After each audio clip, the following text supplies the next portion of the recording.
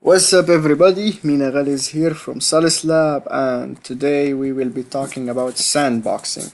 Now, this course is an introductory course to malwares. If you missed the previous episodes, go back and check them up so that you get the full picture of what we are talking about.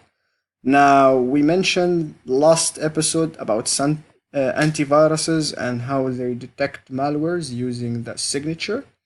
Now, there is a new competitor to antivirus. Actually, it's not a competitor as much as it's a different way of analyzing malware. So, sandbox. So, the term sandbox means that I will run a malicious code somewhere which is isolated so that it doesn't affect my production environment.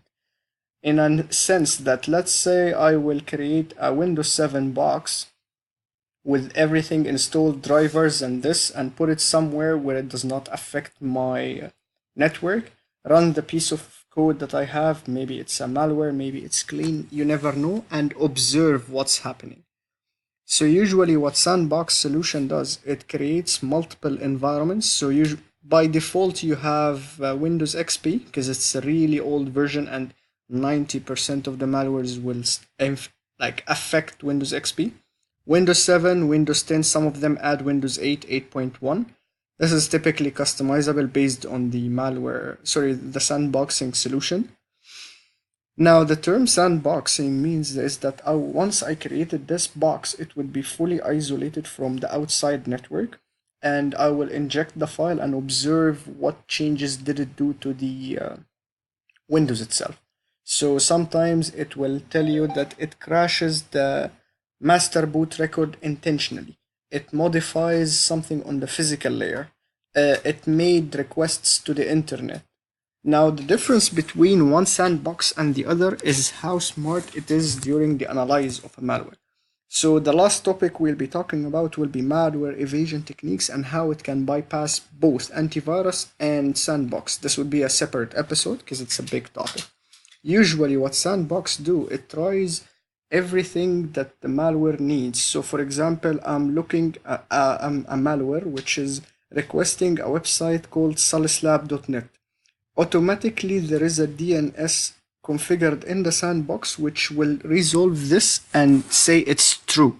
And note this down that Salus Lab malware was trying to resolve saluslab.net. But what if this sandbox does not know if this website is really resolvable or not?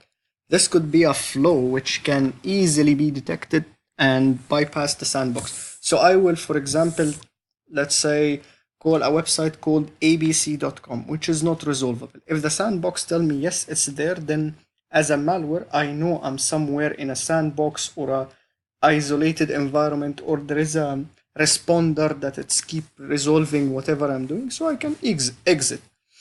Now, in the link, there's of course a free sandbox that you can use. One of them is called hybrid analysis. Kyuko is one of the top ones, and I mentioned in the list, there is in the link, there is plenty more. Some of them is free, paid. But if you're looking for production as in corporate or like sandboxing solution for your whole network as an enterprise level, there I'll put the link somewhere in the description. It's not here now. But the top ones are Lastline, FireEye, and there's Trend Micro, and there's plenty more. I will keep adding them in the list. Now, feel free to leave us questions, comments, and this is 5 minutes. See you next week.